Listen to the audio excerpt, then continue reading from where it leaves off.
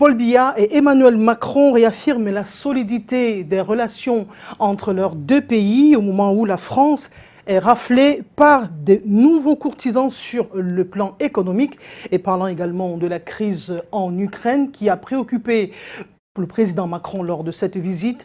Eh bien, le président camerounais s'est gardé de condamner Vladimir Poutine, s'appuyant sur la politique de non-ingérence qui caractérise le Cameroun.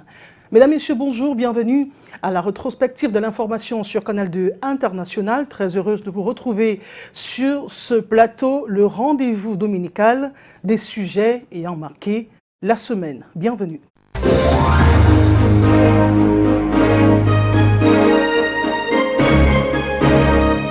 Durant les 52 prochaines minutes, nous avons le bonheur de recevoir sur ce plateau le président national du Parti camerounais pour la réconciliation nationale, Cabral Libye. Il est également député à l'Assemblée nationale. Cabral Libye, bonjour, bienvenue sur le plateau de la Rétro. Bonjour à vous, madame, là aussi, bonjour à vos nombreux téléspectateurs que j'ai le plaisir de retrouver sur cette antenne. Emmanuel Macron, attendu, il a été accueilli en trombe, grande pompe, beaucoup de manifestations observées, que ce soit à l'aéroport et en dehors, les rues de Yaoundé étaient toutes à sec, particulièrement pour recevoir le président Emmanuel Macron. Quelles étaient vos attentes et ont-elles été comblées? Je n'avais pas d'attente particulière en rapport avec cette visite, puisque je ne suis pas celui qui ait formulé l'invitation, parce que j'ai entendu dire que c'est le président du Cameroun qui a adressé l'invitation au président français.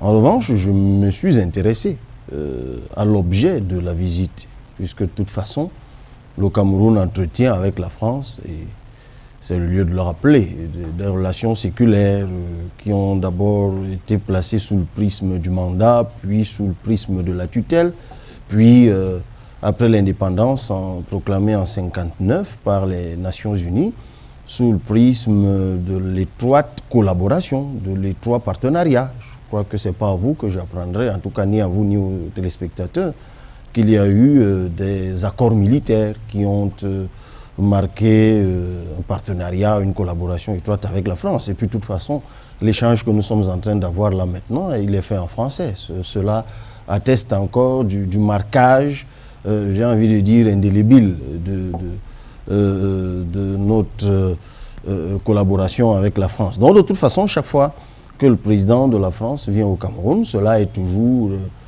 marqué d'une empreinte particulière. Vous avez évoqué le côté folklorique qui lui est un peu une habitude sous le régime, le magistère du président Biya, mais qui participe davantage d'un tintamarre généralement inutile, mais bon, qui aux yeux de certains devrait illustrer une certaine chaleur qu'il y aurait dans les relations avec la France, quand bien même on sait qu'entre l'un et l'autre président, en tout cas pour ne prendre que le cas prégnant, c'est-à-dire Macron-Biya, il n'y a jamais eu véritablement de chaleur depuis le début du mandat du président français. Mais de toute façon, il y a un objet qui a été décliné. Je crois qu'il devait parler d'agriculture, il devait parler également de sécurité. Mais autant vous dire, pour répondre directement à votre question, que sur ces deux questions-là, moi je suis resté sur ma faim. Donc si on pourrait dire que mon intéressement était une attente, ben, elle n'a pas été satisfaite, hélas. Justement, de l'agriculture, Emmanuel Macron, lors de cette rencontre avec les sociétés civiles françaises et camerounaises, il a parlé de la diversification de la coopération avec le Cameroun, le projet Farm d'ailleurs, en mentionnant les brasseries du Cameroun, une filiale de la SAB, une filiale de la multinationale française Castel. Va-t-on penser qu'il est temps pour la France, justement, de voir d'autres aspects pour pouvoir reconquérir un tout petit peu du terrain au Cameroun, vu que, justement, ça ne vous échappe pas, que sur le plan économique, nous le disions à l'entame, la France est partie de 40% pour 10% en 2022. Mais écoutez, il faut savoir que lorsque le président français, ou le président d'ailleurs d'un autre pays, vient au Cameroun, il vient défendre les intérêts du peuple qu'il a élu. et en l'occurrence le peuple français. Donc il est tout à fait normal qu'il formule ses attentes à lui, en tout cas les attentes du peuple français. Ce qui m'intéresse davantage, ce n'est pas ce que dit le président français lorsqu'il vient au Cameroun, c'est ce que dit le président du Cameroun lorsqu'il le reçoit. Ce sont les attentes formulées par le président camerounais qui m'intéressent. Et sur cette question que vous évoquez, la question de l'agriculture, autant que je me souvienne, je ne garde toujours pas en mémoire ou en esprit quelque chose de particulièrement accrocheur qui a été dit par le président camerounais. Nous avons tous suivi le chapelet des attentes du président français. D'ailleurs, lorsqu'il parle de diversification, je crois que jusqu'ici la coopération économique entre la France et le Cameroun est assez diversifiée. Si le volume est en baisse du fait de la diversification des partenariats de coopération par le Cameroun, mais le portefeuille de coopération France-Cameroun, lui, il a toujours été diversifié. Maintenant, si on s'intéresse particulièrement à la question de l'agriculture, même sur ce point-là, il a été diversifié, il a toujours été diversifié, puisque quand vous évoquez la société brassicole, ben, écoutez, les intrants de la brasserie sont généralement des céréales. Voilà, ça c'est une spéculation. Mais nous avons également une entreprise bien connue qui s'appelle Plantation de Haut-Pendia, qui font, que ce soit dans la banane, la papaye et bien d'autres choses encore. Donc, je crois qu'il y a toujours eu plusieurs spéculations, en tout cas sur l'aspect strictement agricole ou agraire. En revanche, lorsque, à la faveur, parce qu'il faut bien savoir que le prétexte de cette visite, c'est bien la crise alimentaire à laquelle le monde, globalement, fait face aujourd'hui, du fait notamment de la crise ukrainienne. Et on s'est bien rendu compte que le grenier de l'Europe, qui était l'Ukraine et en partie d'ailleurs la Russie, n'est plus accessible. Donc évidemment, l'Union européenne et partant la France sont en train de réfléchir ou est en train de réfléchir maintenant sur la création de nouveaux pôles agricoles productifs. Ils viennent perpétuer le format que nous connaissons, notamment avec la PHP. Est-ce que c'est un format qui satisfait véritablement les intérêts du peuple camerounais? Est-ce qu'on est encore aujourd'hui à n'être qu'un espace de production de la matière première pour les pays occidentaux? Parce que l'un des reproches, et ça rencontre une vision que nous formulons pour le Cameroun, si jamais un jour le peuple camerounais, par la grâce de Dieu, nous accorde la faveur de le diriger, je pense qu'il faut que les pays africains, et notamment le Cameroun, nous qui nourrissons des ambitions de transformation du Cameroun en puissance, il faut que nous puissions sortir de ce schéma-là où nous produisons de la patate, de la banane et que sais-je encore, que nous envoyons vers les autres qui les transforment et qui les revendent, en tout cas qui affectent une plus-value. Est-ce que, rendu en 2022, nous allons continuer à n'être que cela, une vaste plantation pour l'Europe ou pour la France? Non. C'est à ce niveau que nous voulons écouter le président Biya. Derrière ce nouveau format agricole que l'on nous propose, quel est le schéma de transformation? Quel est le schéma d'industrialisation? Ça, c'est une chose. Et lorsqu'on parle d'agriculture dans ce pays, nous savons tous qu'il y a un préalable, qui est la question foncière. Le président Biya lui-même, il me souvient, c'était en 2011 ou en 2015, dans l'un de ses discours de campagne, il rappelait fort à propos, et ça n'a pas beaucoup changé, que le Cameroun, c'était quand même 8 millions d'hectares de terres arables, à peu près la même superficie de terres arables que l'Allemagne ou la Malaisie, qui eux sont à un taux d'exploitation de plus de 80%, alors que nous peinons encore à atteindre 10%. Mais si effectivement aujourd'hui, peut-être en résonance avec l'agriculture de deuxième génération qu'il a annoncé au comice de Bolova, il veut qu'effectivement il y ait une réelle impulsion sur le domaine agricole, malheureusement encore sous la férule et la pression ou la demande occidentale, et notamment française, il faut régler la question foncière, absolument. Donc il faut une réforme foncière avant que ne soit envisagée une véritable réforme agricole. Justement, vous parlez de ces politiques ou alors des attentes qui iraient dans le sens de la transformation structurelle. C'est déjà fait dans la SND 30, non? C'est prévu que d'ici 2030, justement, qu'il y ait l'import-substitution, que les matières premières soient transformées localement, que nous produisions ce que nous consommons, c'est une réponse adéquate, non, pour un contexte marqué par la crise ukrainienne, par la pandémie à coronavirus. Vous n'en êtes pas convaincu? La SND 30 ne répond pas à votre problématique?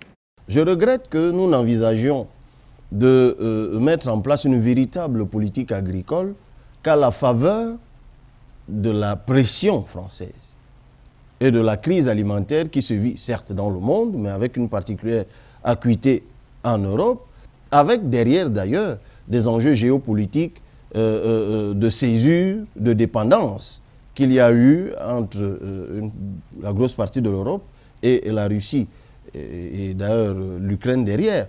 Donc, une fois de plus, nous servons de béquille dans cette affaire. Et pendant qu'on se sert de nous comme béquille, on vient nous dire un certain nombre de choses que nous accueillons comme si nous recevions je ne sais quel salut.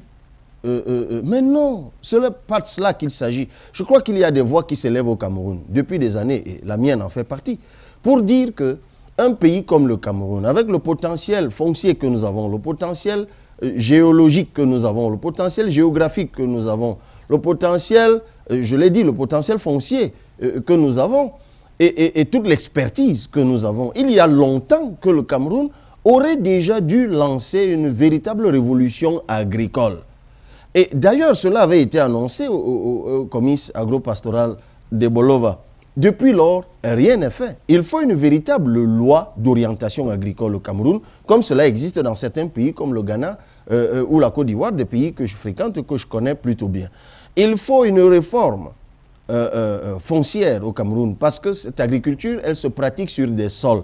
Et nous avons une vieille loi au Cameroun, qui est celle enfin, le régime foncier camerounais, qui est celui de 1974, qui est manifestement obsolète, avec notamment la question du domaine national, qui prive d'énormes, enfin, je veux dire, de nombreux Camerounais, de millions de Camerounais, de leur propriété foncière, qui, elle est séculaire, héritée de leurs ancêtres. Donc, il y a autant de questions préalables qu'il faut évoquer, parce que sinon, si nous nous mettons une fois de plus à la remorque des besoins des Occidentaux, des besoins de la France, ben, nous allons encore nous retrouver dans de sérieux problèmes. Mais en tout cas, c'est encore des problèmes sociaux qui vont éclater, parce que ce sont les Camerounais qui, une fois de plus, vont être spoliés au bénéfice des étrangers. Mais vous ne vous rendez même pas compte à quel point cela est grave. C'est dangereux. Parce que rendu, je ne sais plus à combien de décennies après l'indépendance, nous en sommes encore à faire des courbettes et à accepter par nous-mêmes la spoliation du peuple, des peuples africains. Là, nous parlons des peuples camerounais, simplement parce que nous voulons faire bonne figure vis-à-vis d'un État, oui, sous lequel nous avons été, enfin, sous l'autorité duquel nous avons été, mais je l'ai dit, sous le régime du mandat ou de la tutelle, mais nous n'en sommes plus là. Je crois que ce soit les autorités françaises elles-mêmes, ou les autorités, en tout cas le peuple français ou le peuple camerounais, nous voulons aujourd'hui des échanges qui soient placés sous le paradigme de l'égalité, notamment du paradigme gagnant-gagnant. Et je crains encore, madame, je formule une crainte, et souvent, j'ai raison, par la suite, je formule une crainte, des craintes qui sont partagées par le peuple camerounais, et la posture, le discours du président Biya pendant cette rencontre nous laisse non pas songeurs, mais véritablement angoissés et inquiets.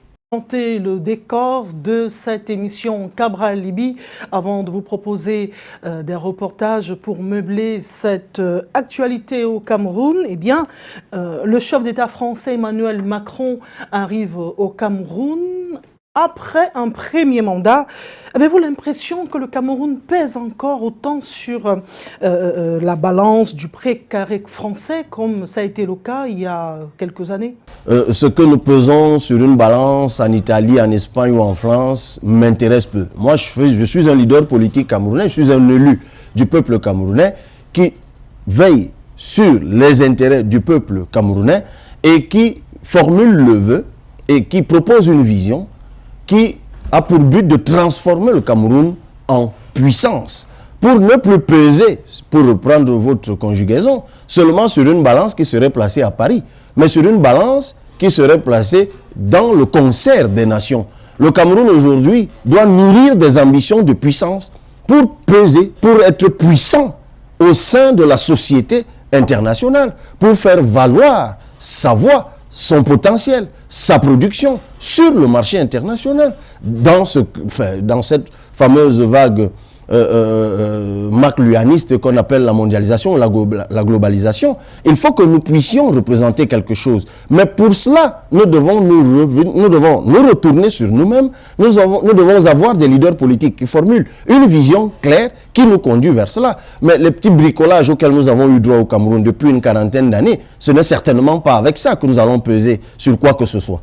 Sur la dernière phrase, le bricolage dont vous parlez justement, que nous allons vous proposer cette série de 2 reportages qui reviennent sur les leçons à tirer de cette visite d'Emmanuel Macron au Cameroun et la rencontre d'Emmanuel Macron, c'était au village Noa à Yaoundé, où il y a eu une discussion avec la société civile camerounaise. Reportage Janice Kamga et Delphine Fonkoutene. Espérez-vous briguer un nouveau mandat en 2025 ou souhaitez-vous qu'une nouvelle génération porte les couleurs du RDPC à la prochaine présidentielle? Cette question de la consoeur de Radio France Internationale l'a fait sourire plus d'un et grincer des dents des autres. La réponse de Paul Biya ne s'est pas fait attendre. Comme vous savez, le Cameroun est dirigé conformément à sa constitution. D'après cette constitution, le mandat que je mène a une durée de 7 ans. Alors, essayez de faire la soustraction. 7 moins 4 ou 3, et vous saurez combien de temps il me reste à diriger le pays. Mais autrement, ça sera sûr. Quand ce mandat arrivera à expiration, vous serez informés sur le point de savoir si je reste ou si je m'en vais au village. Dans cette réponse, du sarcasme et de la sagesse applaudie. Interpellé par Georges Alain Boyomo sur la révélation du contenu de ses conversations avec son homologue camerounais, Emmanuel Macron fait la lumière. Qui repose sur dialogue en vérité. Je crois n'avoir révélé aucun secret dans cette réponse à une interpellation. Simplement, ai-je dit que le rôle de la France et la nature des dialogues que nous avons. À la deuxième question du directeur de publication du quotidien Mutation relative aux atrocités de l'armée française sur des Camerounais autrefois, le président Emmanuel Macron annonce la mise en place d'une commission d'historiens. Ce que je souhaite, c'est que nous puissions avoir et lancer ensemble un travail conjoint d'historiens camerounais et français qui pourront ainsi avoir accès à la totalité de nos archives. Je prends ici l'engagement solennel d'ouvrir nos archives en totalité à ce groupe d'historiens conjoints qui nous permettront d'éclairer ce passé sur des situations individuelles, sur des épisodes que vous évoquiez et pour qualifier très précisément. À l'entame de cette conférence de presse, les deux présidents ont chacun pris la parole pour faire le point de l'audience qui a duré plus d'1 heure et demie. Le chef d'État français dit sa conviction au sujet de la régionalisation comme une solution durable dans les régions du Nord-Ouest et du Sud-Ouest. L'échange avec les jeunes aura été riche cette soirée du 26 juillet au village Noa à Yaoundé. Au menu de la discussion avec Emmanuel Macron, le nouveau sommet Afrique-France, l'entrepreneuriat ou encore le climat. Les jeunesses, au Cameroun et en France, s'engagent et contribuent au quotidien malgré les énormes difficultés que nous rencontrons. À cette jeunesse qui ne lésine sur aucun moyen pour se faire entendre, le président français n'est pas indifférent. Au sujet de la coopération France-Afrique par exemple, il reconnaît la nécessité de renforcer l'alliance. Je pense que le défi des prochains mois va être d'essayer de remettre les choses en bon ordre. On a besoin d'une coopération académique, estudiantine, sportive, artistique, entrepreneuriale. Donc ça, il faut qu'on arrive à le faire, ce qui veut dire qu'en fait, on doit construire un système où on le sort un peu, pas du droit commun, mais on doit trouver des canaux et des verticaux, parce que on a aujourd'hui, la France comme beaucoup d'autres pays européens, une demande et une pression migratoire qui est très forte. Pour certaines organisations de la société civile, ce contact représente un pari gagné. Je me réjouis que le son que nous avons émis, le tam-tam que nous avons battu, qu'il soit bien entendu à travers le monde, à travers la France et le Cameroun. Et je me réjouis de ce qui a été fait ce soir et qui est sorti de la bouche du président Macron. La rencontre s'achève comme elle a commencé, avec beaucoup de chaleur. Un concert de musique camerounaise en guise d'au revoir, avec comme cerise sur le gâteau une interprétation de Yannick Noah. Une fin de soirée à la camerounaise.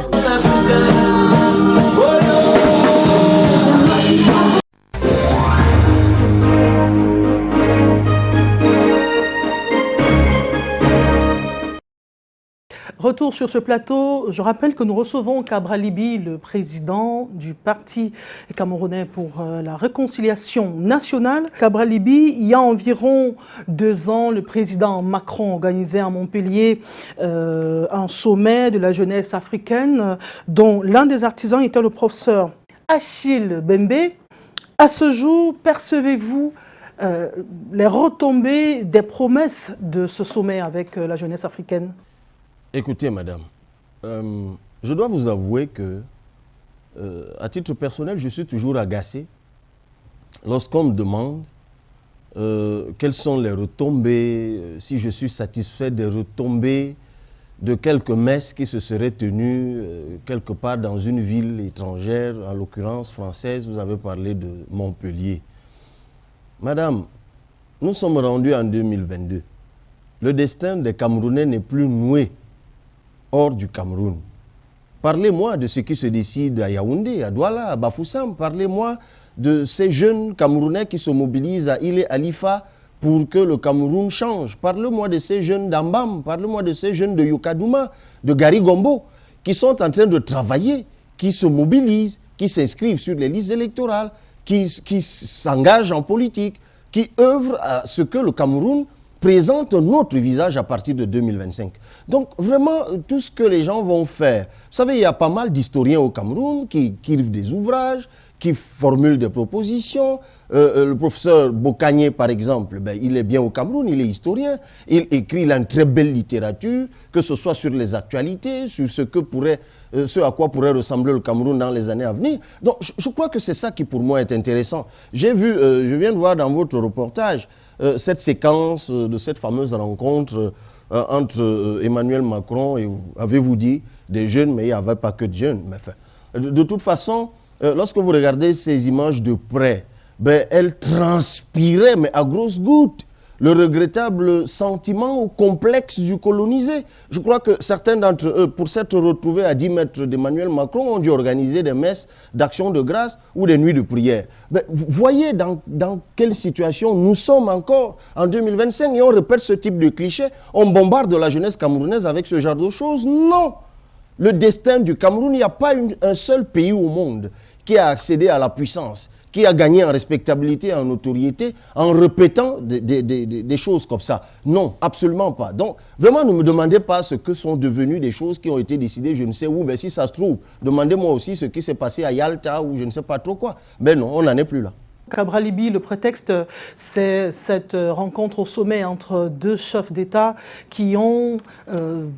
on va dire, le Cameroun et la France, qui ont des relations historiques très ancrées et qui se projettent encore dans l'avenir. On a vu une société civile en ébullition qui disait par exemple qu'il faudrait que le président Macron réagisse sur la question des droits de l'homme au Cameroun.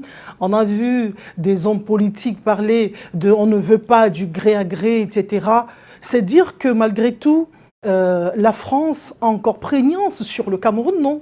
Vous avez certainement lu, parce que je sais que vous êtes quelqu'un de plutôt alerte, vous avez certainement lu le texte que j'ai publié lorsque l'annonce de la venue de M. Macron se faisait imminente. Je me suis empressé de rappeler aux uns aux autres que le président Macron était le président de la France et qu'il ne faisait pas sa visite avec un confessionnal ambulant sur lequel nous devrions tous aller déposer nos doléances et nos suppliques. Bon, enfin, ceux qui veulent absolument en faire, il y a ici de très bonnes églises, de très belles chapelles, de très bonnes mosquées. Donc, Macron n'est certainement pas venu ici avec une baguette magique pour résoudre les problèmes des Camerounais à leur place. Ce d'autant que je crois que de son pays où il est parti, il a laissé, pour employer un terme que vous venez vous-même d'employer, il a laissé son Assemblée nationale en ébullition et qu'il fallait faire passer là-bas des lois et que ce n'était pas gagné. Bon, apparemment, ça s'est fait pendant qu'il était ici. De toute façon, mais attention, avec beaucoup de difficultés. Donc, je ne comprends toujours pas pourquoi lorsqu'un président français arrive au Cameroun, pourquoi les gens sont toujours captifs, je dis bien rendu à 2022, captifs de ce sentiment d'infériorité, de ce complexe. Mais non, le président de la France, ni hier, ni aujourd'hui, ni demain, ne viendra pas ici pour résoudre les problèmes des Camerounais à leur place. Mais jamais ça ne se fera. Je ne cesserai de le marteler. Vous me direz que certainement les gens le savent et sont au courant.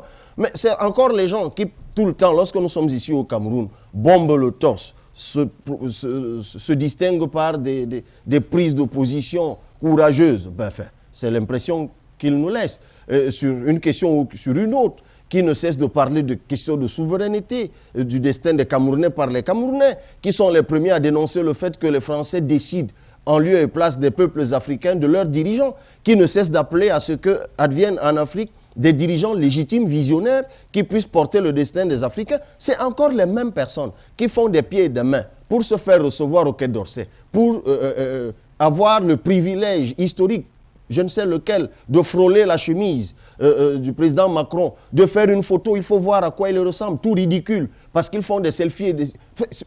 Peut-être c'est aussi une star, hein, c'est vrai. Enfin, je veux dire, quand on est le président, et puis de toute façon c'est un jeune président qui suscite admiration et tout le reste, donc évidemment, lorsqu'il vient ou lorsqu'il se déplace, y compris même en France, il exerce une certaine sublimation qui peut justifier que des gens soient en extase et veulent immortaliser ces moments-là. Mais moi, je parle bien de ceux qui ont voix au chapitre, de ceux qui affichent la prétention de pouvoir présider aux destinées du Cameroun ou alors d'avoir voix au chapitre dans cette perspective. Non, Madame Naoussi, on n'en est plus là, je ne cesserai de le dire. Mais comment comprendre cette persistance, cette insistance des journalistes français lors de ce type de rencontres qui très souvent pose la question selon laquelle Paul Biya va-t-il se représenter lors de la prochaine consultation électorale, élection présidentielle?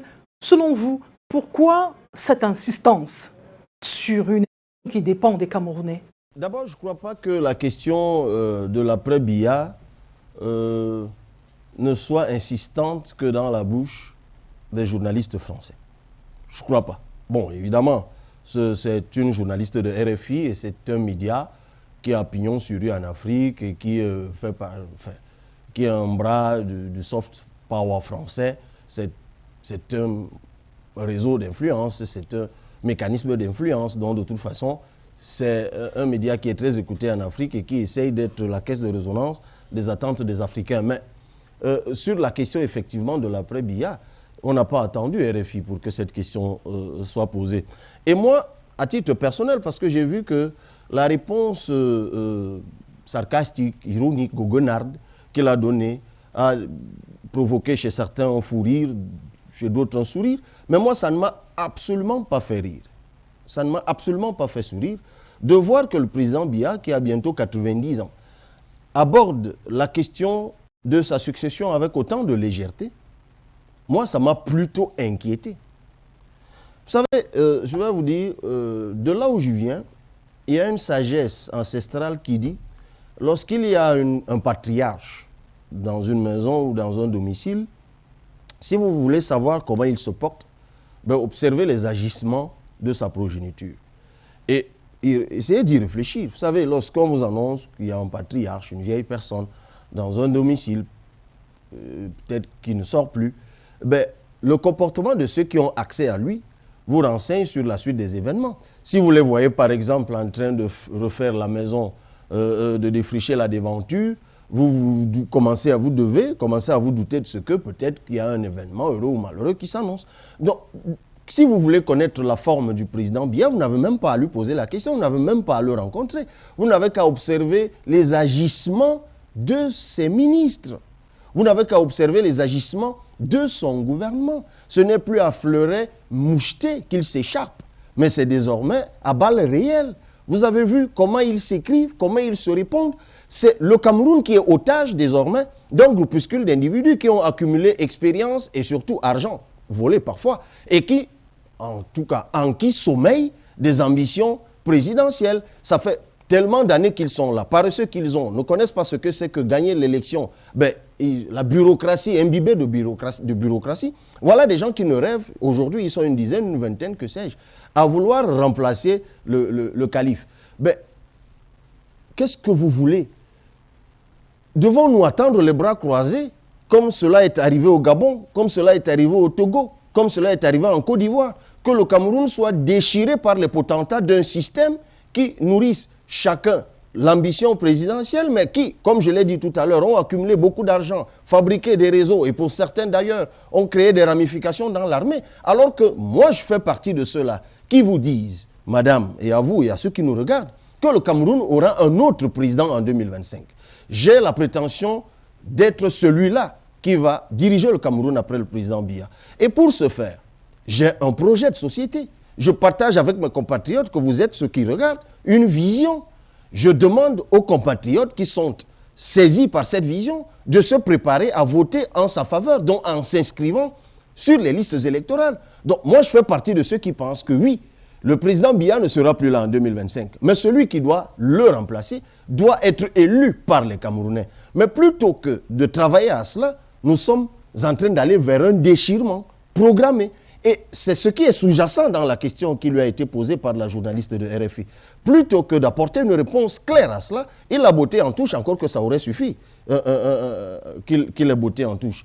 Mais ce sarcasme, cette ironie, je ne sais à l'adresse de qui, moi, m'a laissé particulièrement angoissé et inquiet. On parle de vie chère au Cameroun, on parle de chômage, on parle des infrastructures qui doivent être refaites ou doivent être faites pour porter le Cameroun véritablement vers la modernisation. Mais comment comprenez-vous cette attitude des Camerounais qui préfèrent choisir le couloir de la distraction, On se souvient avec le voyage d'Hollande au Cameroun, le prédécesseur d'Emmanuel Macron, on a retenu la phrase « Ne dure pas au pouvoir, qui veut mais qui peut ». Cette fois-ci encore, c'est « Je n'entends pas ». Pourquoi les Camerounais ont-ils tendance à ce type de récupération plutôt que des problématiques qui peuvent permettre d'améliorer leur confort? Si vous posez la question, c'est que vous avez bien compris que cela est un problème. Cet attachement des Camerounais, de l'opinion, effectivement, à des petites phrases, souvent vaseuses, la plupart du temps, qui ne renvoient strictement à rien, qui n'ont pour seule fonction que d'animer la galerie. Mais bon, qu'est-ce que vous voulez? Lorsqu'un peuple est désemparé, lorsqu'un peuple est sans réelle perspective, ceux qui l'ont justement plongé dans cet état-là, parce que ceux qui font ces petites phrases sont justement ceux qui sont responsables du désarroi des Camerounais.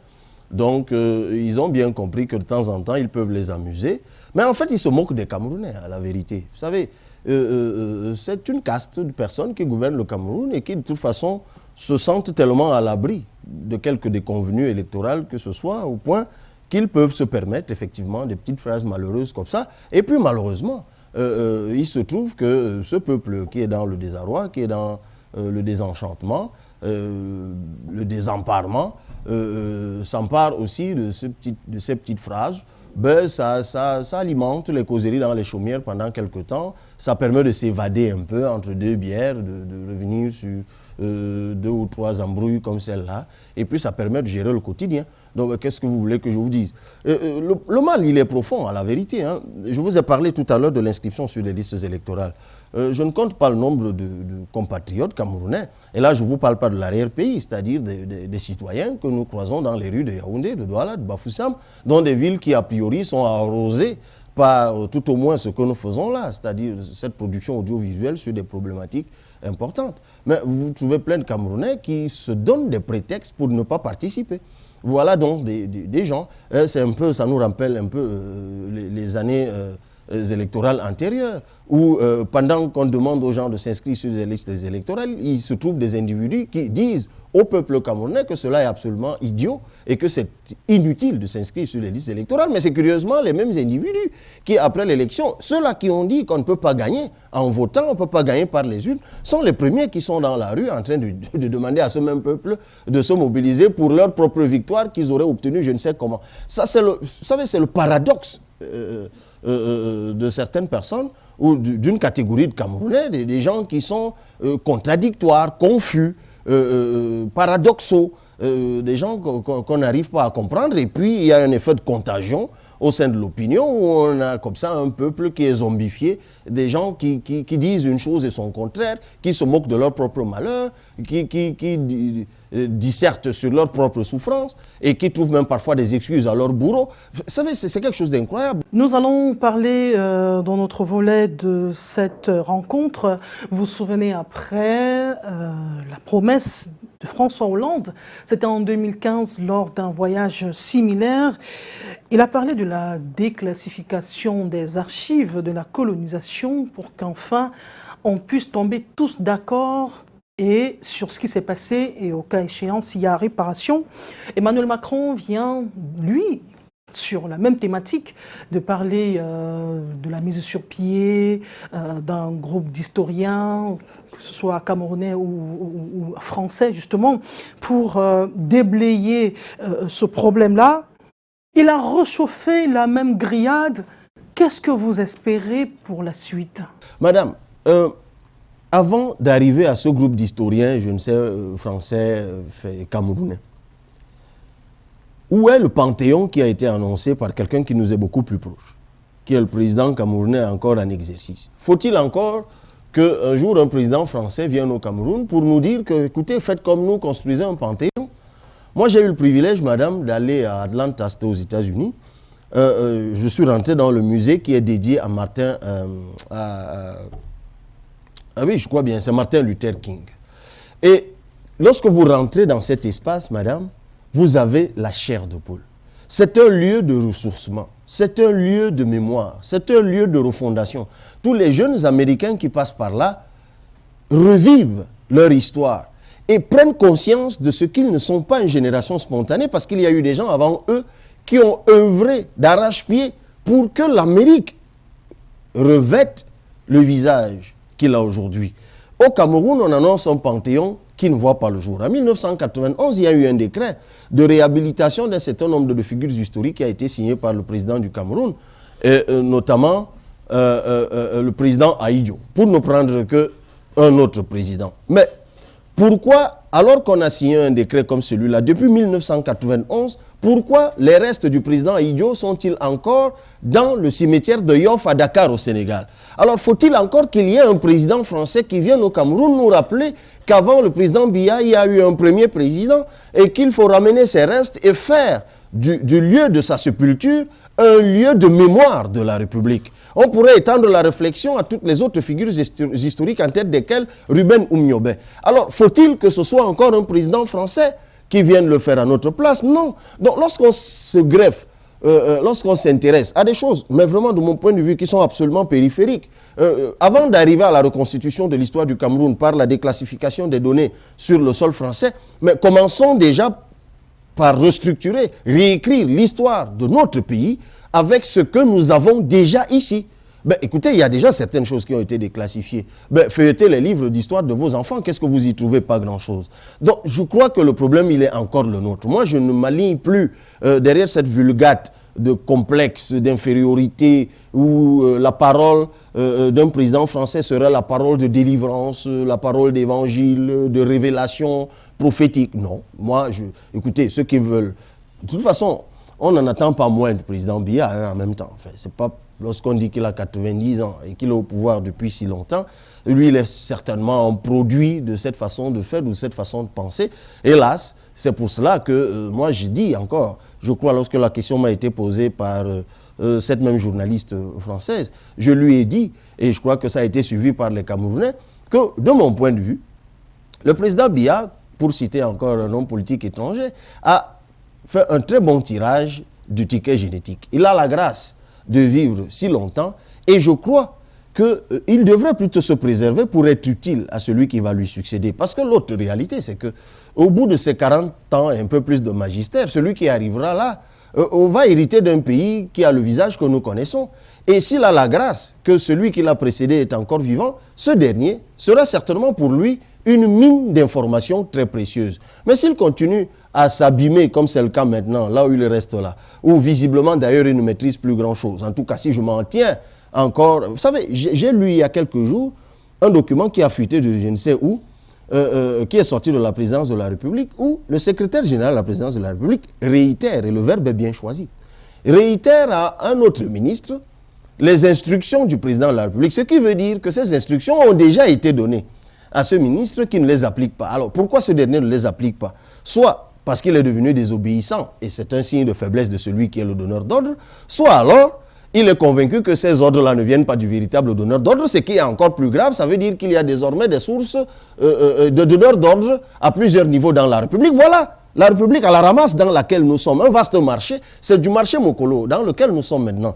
Et celui qui est là, vous venez me parler de groupes d'historiens qui vont écrire des choses de je ne sais où. Madame, on a de vrais problèmes qui se dressent devant nous et que les Camerounais se lèvent pour les régler. De donner la parole à Emmanuel Macron, un extrait qui a été sélectionné lors de son séjour.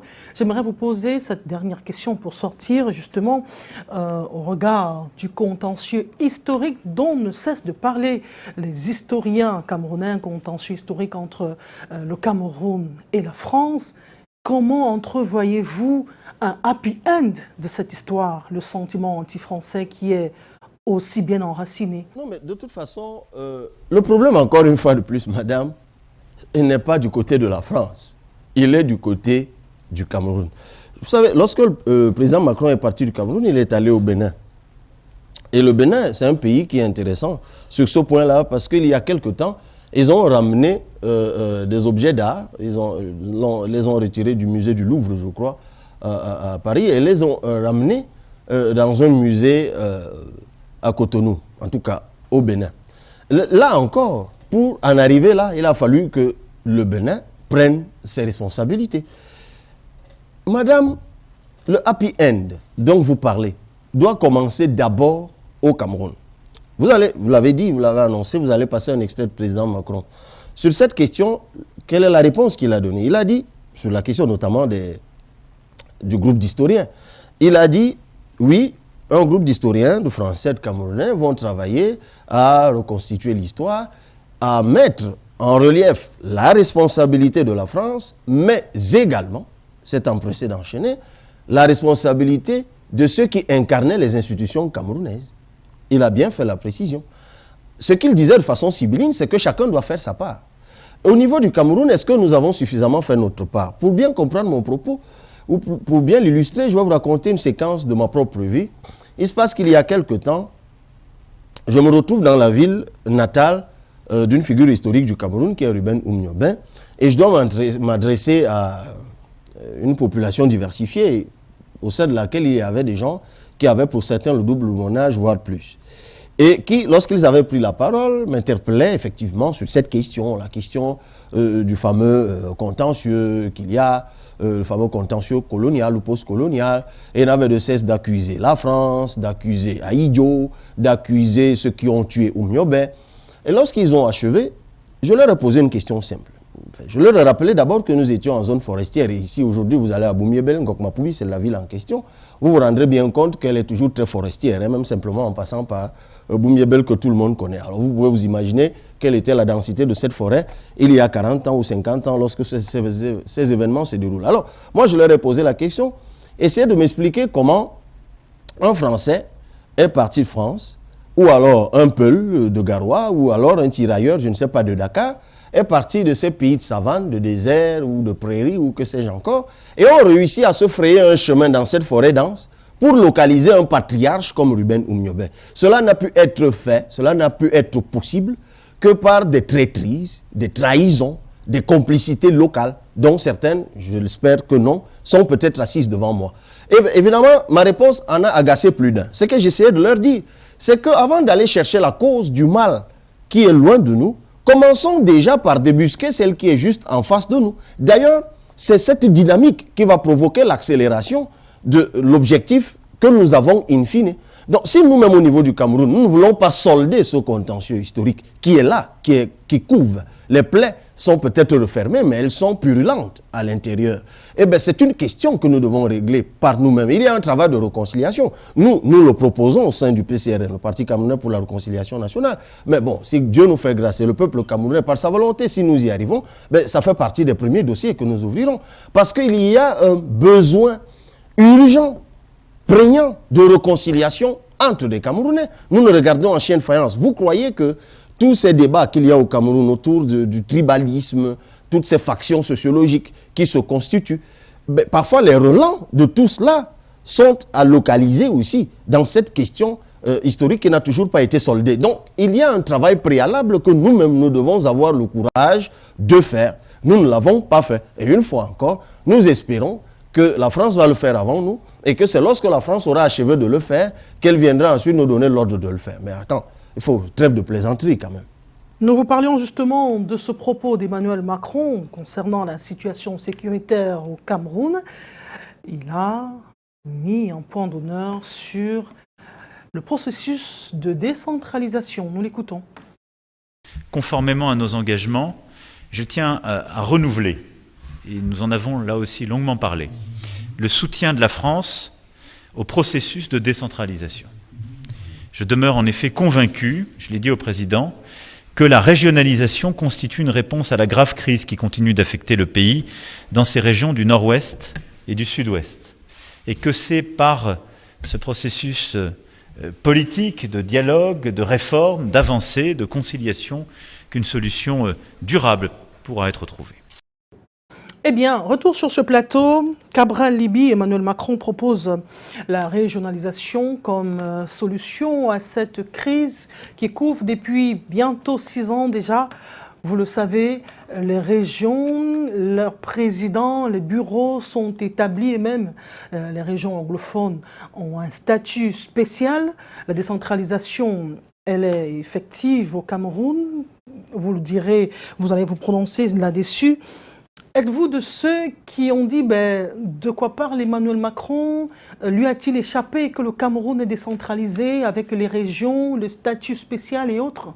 Il a même parlé de dialogue. Le Cameroun a organisé le grand dialogue national en 2019. Mais écoutez, madame, là aussi, en tant que Camerounais, je ne me suis jamais senti autant ridicule de ma vie qu'au moment où j'écoutais le président Macron nous promettre le soutien de la France dans le processus de décentralisation.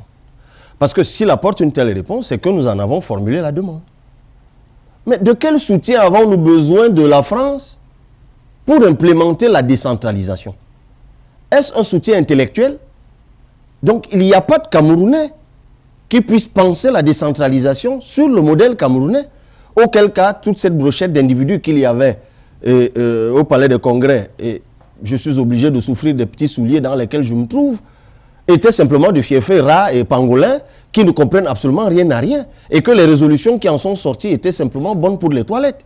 Moi, j'ai rien contre leurs vieilles habitudes d'aplaventrisme ou même lorsqu'on a un puits derrière la maison, lorsque le Français arrive, il faut qu'on lui en demande un de plus.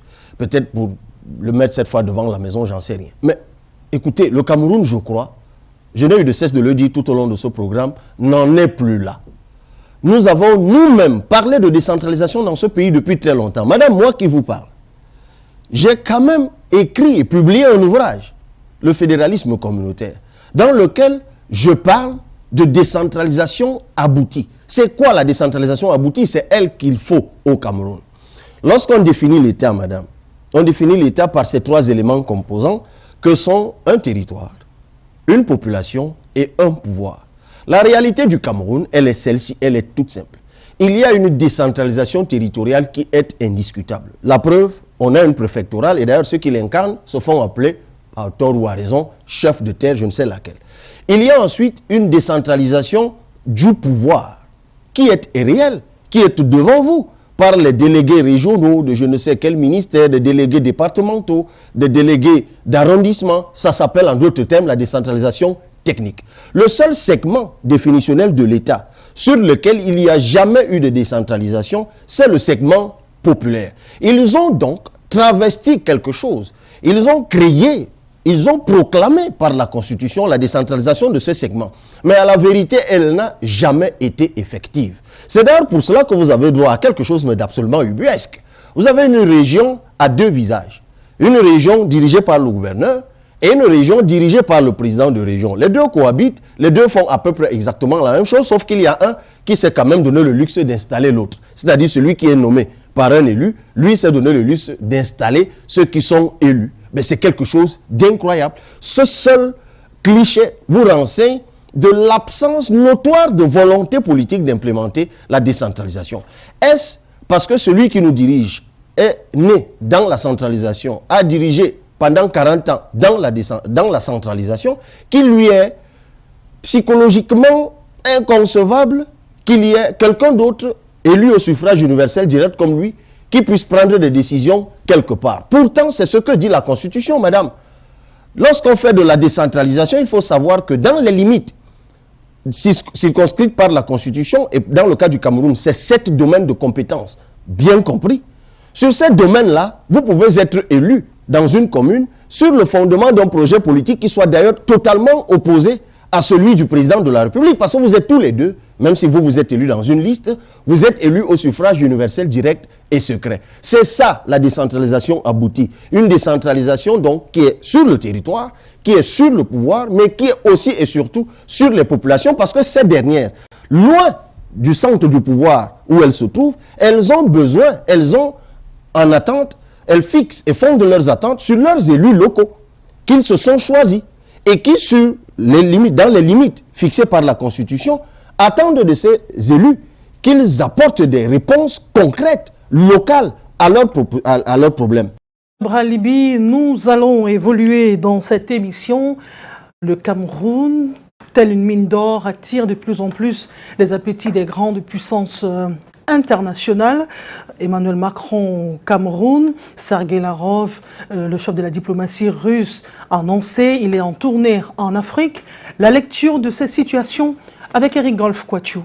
Une véritable guerre d'influence est déclarée entre Paris et Moscou pour le contrôle du continent africain. Une guerre d'influence symbolisée par 2 tournées au même moment en Afrique. Celle du président français Emmanuel Macron au Cameroun, au Bénin et en Guinée-Bissau, et du ministre russe des Affaires étrangères Sergei Lavrov en Égypte, au Congo, en Ouganda et en Éthiopie. À chaque étape, chacun rassure ses alliés, défend ses intérêts et attaque l'adversaire. À Yaoundé, puis à Cotonou, le ton est monté d'un cran. Emmanuel Macron accuse. La Russie a commencé, au fond, un nouveau type de guerre mondiale hybride. C'est ça la réalité. Et elle a décidé que l'information, l'énergie et l'alimentation étaient des instruments militaires mis au service d'une guerre impérialiste continentale contre l'Ukraine. Je parle dans un continent qui a subi les impérialismes coloniaux. La Russie est l'une des dernières puissances impériales coloniales. Elle décide d'envahir un pays voisin pour y défendre ses intérêts. C'est ça la réalité. Quand vous les voyez poindre leur tête chez vous, n'y voyez pas autre chose. En Égypte comme au Congo, Sergei Lavrov rejette en bloc les accusations de la France. Si quelqu'un veut être objectif, il n'a qu'à lire les conclusions du Programme alimentaire mondial et de l'Organisation pour l'alimentation et l'agriculture des Nations Unies. Cela décrit bien les difficultés du marché alimentaire à partir de la pandémie de coronavirus, lorsque les chaînes d'approvisionnement ont été affectées. La mini-tournée africaine d'Emmanuel Macron visait à présenter son offre de renouvellement de la relation entre la France et le continent africain, tandis que la tournée de Sergei Lavrov visait à rassurer les partenaires africains de Moscou que les exportations de céréales russes seront assurées, car pour les Africains, l'enjeu est crucial.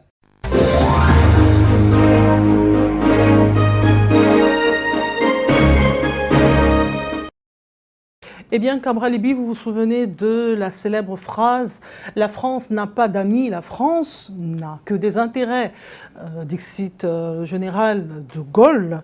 Eh bien, dans des propos aussi offensifs d'Emmanuel Macron, qui fustige cette pénétration russe en Afrique et qui l'accuserait d'être là juste pour s'accaparer des richesses naturelles et proposant quelques soutiens au pouvoir affaibli à la tête des États, des jeunes à la tête des États.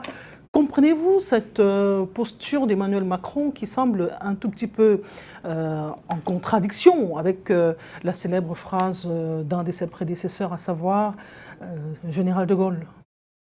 Madame, vous venez de diffuser des extraits qui mettent en relief des échanges entre deux grandes puissances. Je suis de ceux qui pensent que la France et la Russie ont organisé la Coupe du Monde de l'invective. Souffrez que je vous dise, madame, que je n'ai pas eu le temps de m'acheter un ticket pour en être spectateur. Ce qui m'intéresse, moi, c'est le Cameroun. C'est la position stratégique et géopolitique du Cameroun. Ce que je peux vous dire, madame, c'est que si j'étais le président du Cameroun, si je devenais le président du Cameroun, je veillerais aux intérêts des Camerounais. Et ces intérêts, je travaillerai à les satisfaire avec tous les autres partenaires qui s'offriraient à moi, qui s'offriraient au Cameroun. Donc, que nous recevions le président Macron, puis après un émissaire russe et derrière un autre d'Arabie Saoudite ou d'Afrique du Sud, tant que cela participe de la satisfaction des intérêts des Camerounais, madame, je suis absolument partant. Maintenant, que les deux se livrent une bataille, une querelle de possession ou de territoire, évidemment, madame, je vous dis encore, cela ne m'intéresse pas. Parce que je reste convaincu qu'au point où nous en sommes, moi qui vous parle, j'ai la prétention d'être suffisamment mature pour savoir ce qui est bon et ce qui est mauvais pour le Camerounais ou pour le Cameroun. Et même, quand même on sait que quelque chose est bon ou mauvais, on peut faire le choix de prendre du bon ou du mauvais. Mais lorsqu'on dirige un pays, on prend ce qui est bon. Si ce qui est bon se trouve au nord, on le prend au nord. Si ça se trouve au sud, on le prend au sud. Si ça se trouve à l'ouest, on le prend à l'ouest. Si ça se trouve à l'est, on le prend à l'est. Maintenant, les petites jalousies que pourraient se nourrir effectivement ceux qui se trouvent sur ces 4 points cardinaux, ça les regarde. Et ça me donne d'ailleurs l'occasion de relever encore. Vous savez, c'est pour ça que je pense vraiment que le président Biya devrait se reposer. Parce que sur cette question, il a fait un choix qui me laisse encore songeur, même pas tant, plutôt inquiet. Parce que vous avez vu la condescendance avec laquelle la question lui a été posée. Seulement sur sa tonalité, il devait reprouver cette condescendance. Parce qu'il se passe qu'on est en train de nous demander à nous autres États africains, enfin, ou du reste du monde, mais je parle au nom du Cameroun, de nous déterminer par rapport à un bloc ou à un autre. De dire si nous sommes avec un tel ou avec un tel autre. Mais il ne se trouve toujours pas en Afrique. Mais heureusement, je suis là. Une voix qui rappelle aux uns aux autres que le désordre dans lequel le monde est en train de se plonger, c'est vous qui l'organisez. Et la responsabilité, elle est partagée. Parce que ce qui se passe notamment en Ukraine, qui pourrait être qualifié sous le prisme strict du droit international, notamment le chapitre 7 de la Charte des Nations Unies d'agression, je dis bien sous le prisme strictement juridique, se retrouve en réalité anesthésié toujours par le même droit international qui lui concède à quelques États seulement, ils sont au nombre de 7, le statut de membre permanent du Conseil de sécurité qui est l'organe des Nations Unies à même compétente de pouvoir mettre un terme à ce qu'on pourrait qualifier d'agression. Mais pourquoi? Parce que tous ont donc le droit de veto et tous sont concernés. Donc en réalité, c'est une autre guerre froide, une guerre froide larvée dans laquelle nous sommes en train de nous retrouver. Et moi, il me souvient que des nationalistes africains comme Lumumba, comme Ruben Oumyobé et d'autres, ont été tués, justement assassinés à l'époque, parce qu'on les soupçonnait d'être alignés à un bloc et pas à un autre. Et il ne faut surtout pas qu'on nous ramène cette malédiction historique sur le sol africain. Et c'est pour ça que moi, je ne comprends absolument pas que des chefs d'État africains se montrent, ils sont dans une sorte de dilettantisme, ils jouent au chat et à la souris. Mais bon, ceci explique cela en même temps. Vous savez, tant que nous n'aurons pas de leaders légitimes, élus par leur peuple, et qui ne languissent pas 3 jours après la proclamation des résultats, ne soupirent pas 3 jours après la proclamation des résultats, après une reconnaissance de la France ou de l'Angleterre, ben nous aurons toujours des choses comme ça. Parce que voulez-vous, lorsque vous prétendez avoir été élu par votre peuple et que vous avez le paludisme, la rougeole et je ne sais quoi encore, juste parce que la reconnaissance attendue, dont l'adoubement de votre fraude n'a toujours pas été fait par une puissance étrangère, comment voulez-vous que ces mêmes personnes donc, qui se retrouvent là, parce que adoubées, leurs fraudes sont adoubées par ces puissances étrangères, comment voulez-vous qu'ils affichent quelque respectabilité? Ben, ils sont obligés de se réfugier dans une sorte, en fait, logent leurs faiblesses et leurs incompétences dans des petites ironies, des petits sarcasmes qui ne trompent que ceux qui se laissent prendre à ça. Et vous parliez tantôt de la légitimité des peuples africains. Lors de cette tournée, Emmanuel Macron a parlé de cette hypocrisie des Africains. On connaît un bon nombre de pays qui ont voté la posture de non-alignement lorsqu'il fallait condamner la Russie à l'ONU, à l'Organisation des Nations Unies. Où en est-on avec le respect de la souveraineté des États africains? Il y a une Allemande qui est à la tête de l'Union européenne qui a parlé également des sanctions contre ces États qui ont voté non alignés. Soit vous êtes avec nous ou vous êtes contre nous. C'est aussi une forme de promotion de la pensée unique, qu'en pensez-vous? Écoutez, madame, vous venez d'évoquer un autre segment du propos du président français lorsque, avec une condescendance inhabituelle, il évoque l'attitude des leaders africains et la qualifie d'hypocrisie. Et ce n'est pas tant ce que lui il dit qui est important, c'est l'attitude et la réponse de son vis-à-vis camerounais qui lui me représente, parce qu'il est le président du Cameroun qui m'importe.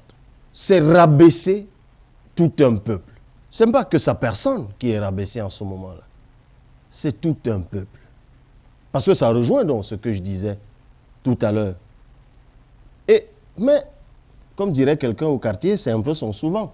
Vous vous rappelez, lorsque le président Macron avait été interpellé sur le sol français par un activiste camerounais au sujet d'un homme politique camerounais, le président Macron, ce jour, y était allé, mais alors absolument pas de main morte, et a dit à cet activiste qu'il avait instruit le président camerounais de poser un acte et que ce dernier avait d'ailleurs, dans les jours qui suivaient, posé cet acte. Bon, vous vous souvenez à l'époque de la levée de bouclier qu'il y a eu au Cameroun, mais il y a eu un moment particulièrement ridicule. Si vous vous rappelez bien, le ministre de la Communication du Cameroun avait à l'époque pondu un communiqué d'une dizaine de pages, en réaction donc à cette séquence. Mais de qui parlait-on dans les 10 pages de ce communiqué? De l'activiste camerounais, qui avait été lavé, relavé, insulté et réinsulté. Et pourtant, ce qui les avait heurtés ici à Yaoundé, ce n'était pas la question de l'activiste, c'était la réponse du président Macron. Mais en réponse, ils ont répondu à l'activiste. Comment on peut qualifier ça de l'hypocrisie, de la couardise? Je ne sais pas, je n'arrive pas à trouver, mais c'est forcément un mode de gouvernance. Pour Cabral Libby, vous êtes le président national du Parti camerounais pour la réconciliation nationale. Vous êtes député à l'Assemblée nationale. Nous disons merci d'avoir accepté notre invitation, commenter l'actualité dominante au Cameroun, la visite d'Emmanuel Macron. Le Cameroun a été le premier pays africain à être visité par Emmanuel Macron depuis sa réélection en mai 2022. Merci Cabral Libby. Merci à vous madame et bonne continuation une fois de plus. Bonjour ou bonsoir à vos nombreux téléspectateurs. Messieurs, merci d'avoir été des nôtres. La rediffusion de ce programme, c'est demain à 9h. Quant à moi, je vous retrouve demain lundi à 13h au journal de la mi-journée. Restez en compagnie des programmes de Canal 2 International qui se poursuivent. À très bientôt.